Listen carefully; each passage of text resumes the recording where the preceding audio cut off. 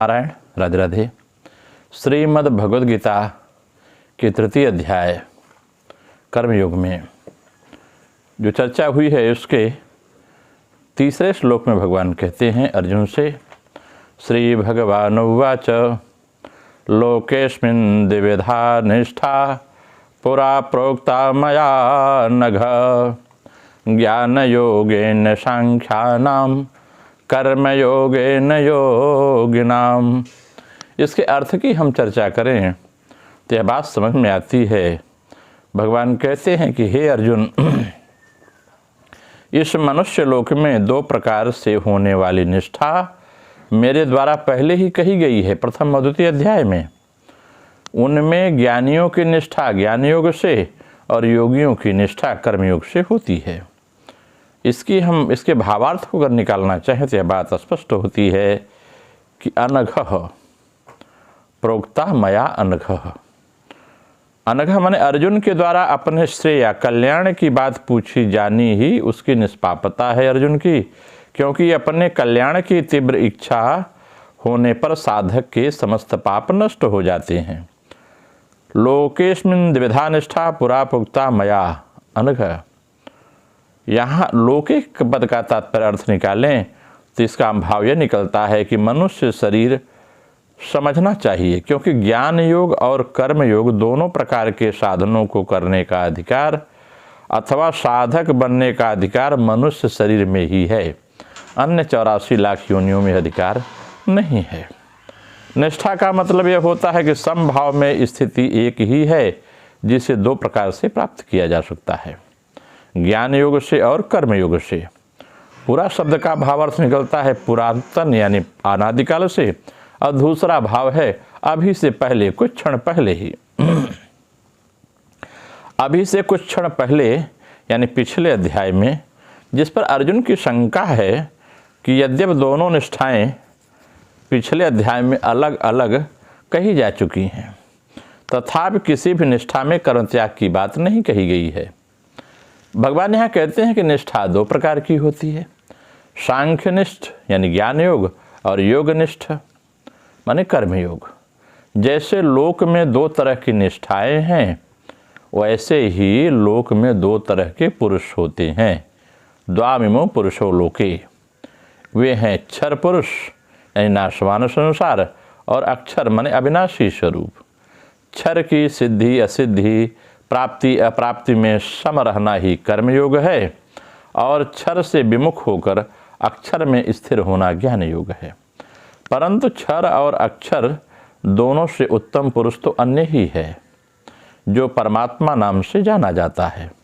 वह परमात्मा क्षर से तो अतीत है और अक्षर से उत्तम है, अतः शास्त्र और वेद में वह पुरुषोत्तम नाम से प्रसिद्ध है। ऐसे परमात्मा के सर्वथा सर्वभाव से शरण हो जाना भगवत निष्ठा यानी भक्ति योग कहलाता है। इसलिए क्षर की प्रधानता से कर्मयोग और अक्षर की प्रधानता से ज्ञान योग और परमात्मा की प्रधानता से भक्ति योग चलता है। वास्तव में अगर देखा जाए तो भगवान का संबंध कर्मयोग और ज्ञान योग दोनों योग से होता है, क्योंकि इन दोनों विषयों के प्रधान भगवान नारायण ही हैं। कर्मयोग और ज्ञान योग से कल्याण होने का विधान तो भगवान के द्वारा ही बना है, इसलिए कर्मयोगी और ज्ञान योगी दोनों भगवान के सिद्धांत का ही पालन करते हैं। इसमें केवल भगवान की परायणता नहीं होती, यह परायणता भक्ति योगियों में होती है। सांख्य निष्ठा और योग निष्ठा ये दोनों साधकों की अपनी निष्ठाएं हैं, परंतु भगवान निष्ठा साधकों की अपनी निष्ठा नहीं है। कारण यह है कि सांख्य निष्ठा और योग निष्ठा में साधक को मैं हूँ और संसार है उसका अनुभव होता है। अतः ज्ञान योगी संसार से संबंध विच्छेद करके अपने स्वरूप में स्थित होता है और कर्मयोगी संसार की वस्तु शरीर आदि को संसार की ही सेवा में लगाकर संसार से संबंध विच्छेद करता है। परंतु भगवत निष्ठा में साधक को पहले भगवान है इसका अनुभव नहीं होता, उस पर उसका विश्वास होता है और स्वरूप और संसार दोनों से विलक्षण कोई तत्व है तो वह भगवान है ऐसा विषय जो भगवत भक्त हैं वो मानते हैं। अतः वह श्रद्धा विश्वासपूर्वक भगवान को मानकर अपने आप को भगवान को समर्पित कर देता है। इसलिए सांख्यनिष्ठ और योगनिष्ठ में तो जानना क्या जानना है, कहें विवेक ही मुख्य है, और भगवान निष्ठा में मानना यानी श्रद्धा विश्वास है, यह मुख्य है। और जब तक श्रद्धा विश्वास नहीं आता, भक्ति नहीं आती, तब तक मूल जड़ को व्यक्ति पकड़ नहीं पाता है। जानना और मानना दोनों में फर्क नहीं है। सांख्य निष्ठा और योग निष्ठा तो साधन साध्य हैं और साधक पर निर्भर है कि वह भगवान निष्ठा साधन साध्य नहीं है, पर भगवान निष्ठा जो है साधन साध्य नहीं है। भगवान निष्ठा में साधक भगवान और उसकी कृपा पर निर्भर रहता है, और जो भगवान पर निर्भर रहता है प्रभु से अपना अचल धाम देते हैं। ज्ञान योगेन सांख्या नाम चर्चा है श्लोक में। इसका भाव यह है कि प्रकृति से उत्पन्न संपूर्ण गुण ही गुणों में बरत रहे हैं। संपूर्ण क्रियाएं गुणों में, इंद्रियों में हो रही हैं और मेरा इससे कुछ भी संबंध नहीं है, ऐसा समझकर समस्त क्रियाओं में कर्तापन के अभिमान का सर्वथा त्याग कर देना ही ज्ञान योग है। गीता के उपदेश के आरंभ में ही भगवान ने सांख्य योग यानी ज्ञान योग का वर्णन करते हुए नाशमान शरीर और अविनाशी शरीर का विवेचन किया है। अविनाशी शरीर में आत्मा का विवेचन किया है। असत और सत के नाम से भी कहा गया है इसे।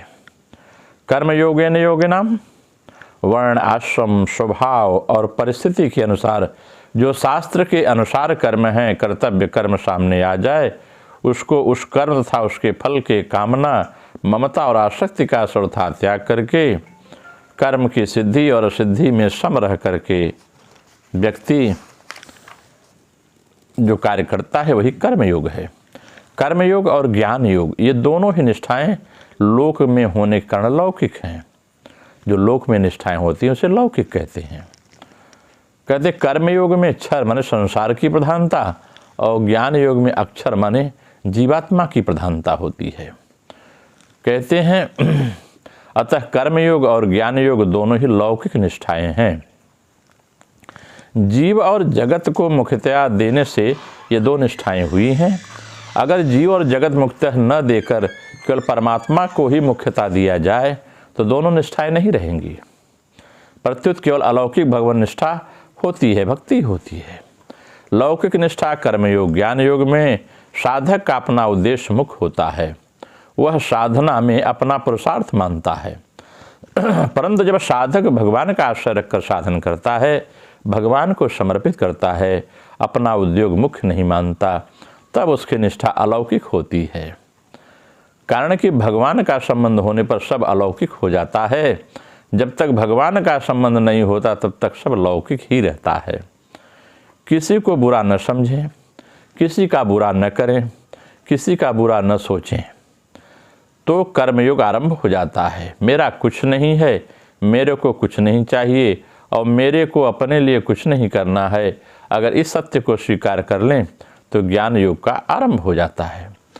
अगर इस भावार्थ की हम क्रिया योग में व्याख्या करें तो और भी बातें आकर के स्पष्ट हो जाती हैं।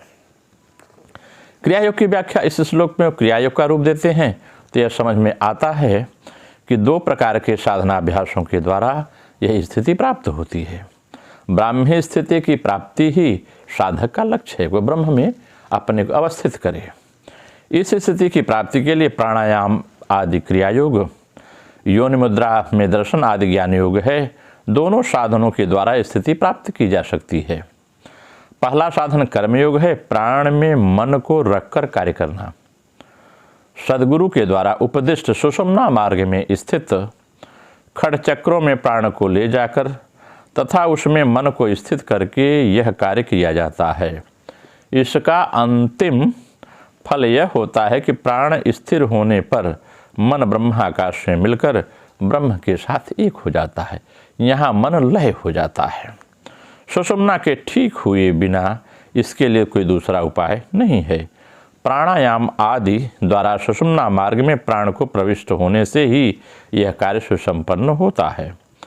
मद्यपान करने पर मद्य पीने वाले को जैसा नशा होता है, बाह्य विषयों का ज्ञान नहीं रहता, उसी प्रकार जब प्राण सुषुम्ना वायु में प्रवेश करता है, मन जब लय हो जाता है, तो एक प्रकार नशे के समान व्यक्ति की स्थिति होती है और साधक जगत को भूल जाता है और साधक अपने को भी भूल जाता है।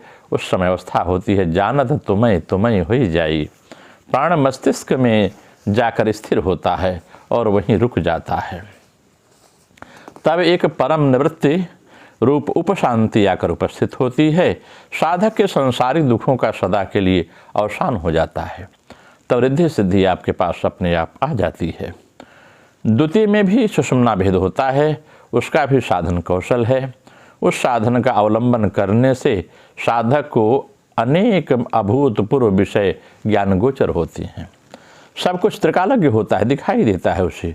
अपूर्व ज्योति का प्रकाश और उसके भीतर बिंदु बिंदु में नाद और कला का प्रत्यक्ष अनुभव होता है तथा उस नाद बिंदु को भेद कर वह पुरुषोत्तम आदि के दर्शन के उपरांत साधक को अनंत चिदाकाश अवस्थापन स्वरूप महासिद्धि प्राप्त होती है। इसी बीच नाना प्रकार के दर्शन और श्रवण द्वारा साधक का चित्त परमानंद में मग्न रहता है और चेहरा प्रसन्न रहता है। प्रसन्नात्मा के रूप में वह विचरण करता है। ब्रह्माकाश के मिलन के ये ही दो मार्ग हैं, परंतु द्वितीय मार्ग के आने के लिए कर्मयोग की सहायता आवश्यक है। प्राणायाम के द्वारा प्राणवायु स्थिर न हुई तो मन लंपट होकर बाह्य विषयों की ओर दौड़ जाएगा।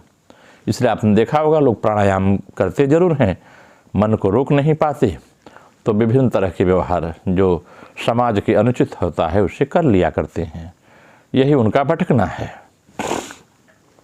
परंतु जिसको कहते हैं इस प्रकार वह मन दौड़ जाता है, अतः वह अभ्यंतर प्रवेश नहीं कर पाता, अंदर नहीं जा पाता। यद्यपि दोनों ही ब्रह्म में मिल जाने के मार्ग हैं, परंतु जिनको विषय कामना है अर्थात मन प्राण स्थिर नहीं हुए हैं, वे मन प्राण की गति कुछ स्थिर कर लें तो उसके बाद द्वितीय मार्ग के द्वारा ब्रह्म में प्रवेश करना सहज हो जाता है। पहले सांख्य योग का अभ्यास, फिर कर्मयोग का अभ्यास करना चाहिए। प्रथम मार्ग के द्वारा अंतःकरण शुद्ध होता है और उसमें प्राप्त शक्ति के सहयोग से द्वितीय मार्ग द्वारा आत्मदर्शन या आत्मज्ञान प्रत्यक्ष होता है। नहीं तो चाहे ईश्वर प्रेम हो या अन्य कुछ हो, बाह्य कर्म द्वारा मनोनिवृत्ति नहीं होती। मन की इस प्रकार की निश्चलावस्था आए बिना उसकी अशुद्धि दूर होना संभव नहीं है। इसलिए बाहरी वैराग्य या बनावटी वैराग्य से कुछ होने वाला नहीं है। इसी चर्चा को अगले श्लोक में भगवान स्पष्ट करते हैं। चौथे में आगे की कथा फिर हम चर्चा करेंगे। नमो नारायण, राधे राधे।